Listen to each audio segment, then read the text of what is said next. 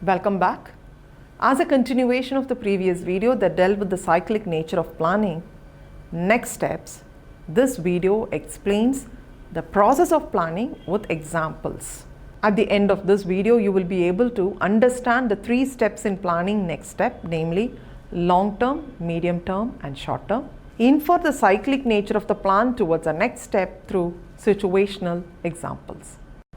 Thorough observation by sparing enough time to think and reflect of what a person as a facilitator has seen and heard serves as a prelude to plan the next step for a child based on his or her potential and weakness.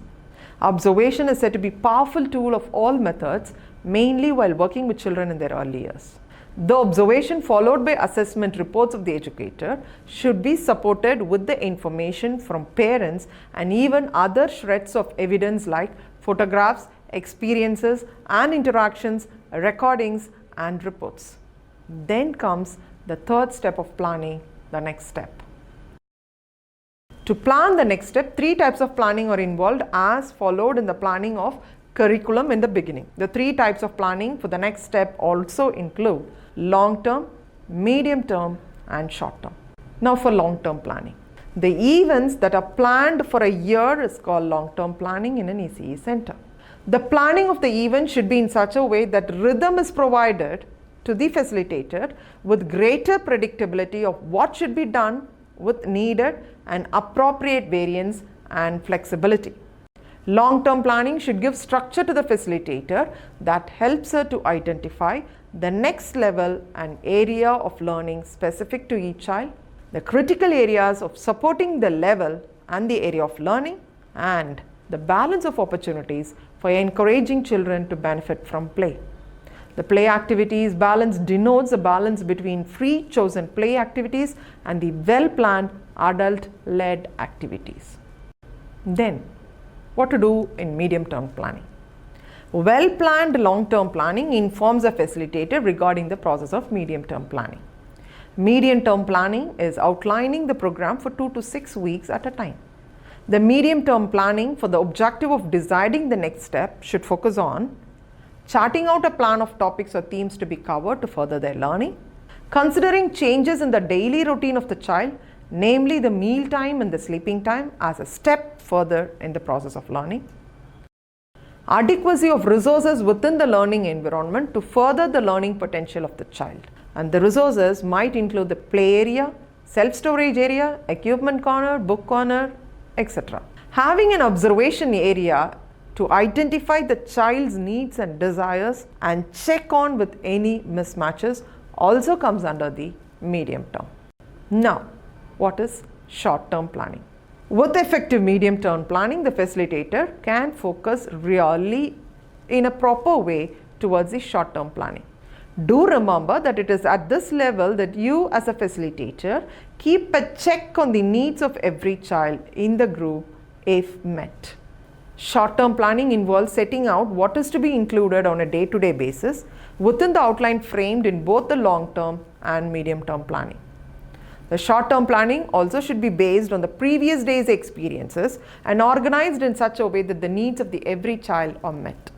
The facilitator should focus on the weekly plan of plans, the observational findings and its follow-up activities based on the interest and needs of the child, getting ready with resources that are needed to accomplish the desired activity of the day, the resources that might include the space requirement, health and safety issues, the arrangement made for children as a group with varied ability and interest.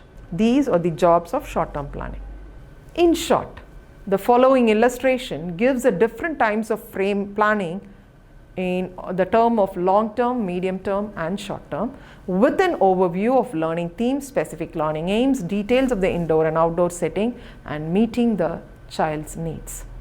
Let us look into the illustration. The first step is long-term planning, which covers early childhood curriculum ethos, overarching aims for the learning themes, events and celebrations for the whole year. And then followed by medium-term planning, which involves specific learning goals and objectives, learning activities and experiences, assessing children's needs and interests, outdoor events and indoor activities.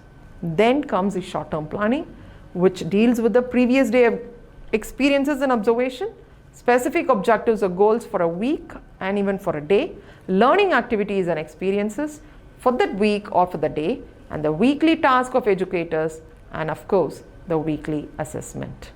The mantra of planning next step for children in the early years is abbreviated as PLOD, which is called as the Possible Lines of Development by Sarah, a childminder. This PLOD is about individual planning, focusing on developmentally appropriate, need-relevant and interest-based activities. A lot of next steps happen automatically by an increase in age, as the definition of maturation talks about. However, certain other steps might need a practice that varies from simple to complex level of learning.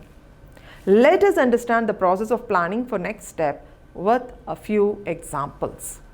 Now consider the situation A. Here the observation is Kumar, a child, is sitting on his cycle. What would be the assessment now? The situation of sitting on his cycle can be linked to one of his milestones of physical development and suggests that the next step is ready to learn to pedal the cycle. And how can you plan for next step? Provide opportunities to use a cycle very often and offer time and space that encourage pedaling. This type of planning next step does not happen overnight. It needs a lot of effort and practice, and hence it is called long-term planning. Now consider the situation B that involves a child named Karthik. Observation: Karthik, when asked to paint on a large sheet of paper, was found to paint straight lines from top to bottom and again from bottom to top. The liking towards straight lines is also affirmed through other observations. Now, how can a facilitator assess the child? Karthik is good in learning trajectory schema. Trajectory schema is nothing but the schema of straight lines. This is what a facilitator's assessment should be. This schema, when linked with the physical development of the child, the educator can decide that the child will also be able to climb, jump or run with ease. On the whole, he can be a physically active person. So how to plan next step? Provide opportunities to promote the schema in the physical domain, namely throwing things up, jump and ride cycle up and down the path, etc. This next step is that which draws a line between the interest based on schema developed by a child and the physical development related to the schema. Hence, it would become a kind of medium-term planning. Now on to the third situation, which deals with a child called Sharon. The observation is that Sharon comes to the early learning center on a Monday morning with a toy lion after visiting a zoo during the weekend. The assessment is that the child thinking is still into the zoo animals and tries to understand them more and more. So, as a facilitator, what can you do for the next step? Provide opportunities and exposure to the knowledge development on animals, like identifying animal masks, different noises they make, etc. The situation is that which deals with the immediate interest of the child, and the facilitator using this opportunity to provoke and learn based on this interest, and hence it is called short-term planning. And now to conclude. Planning for the next steps in every stage of early childhood care and education should not be a random action or a generalized one.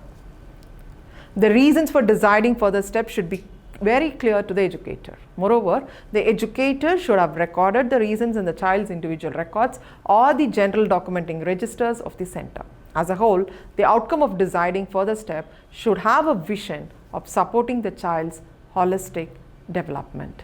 Thank you.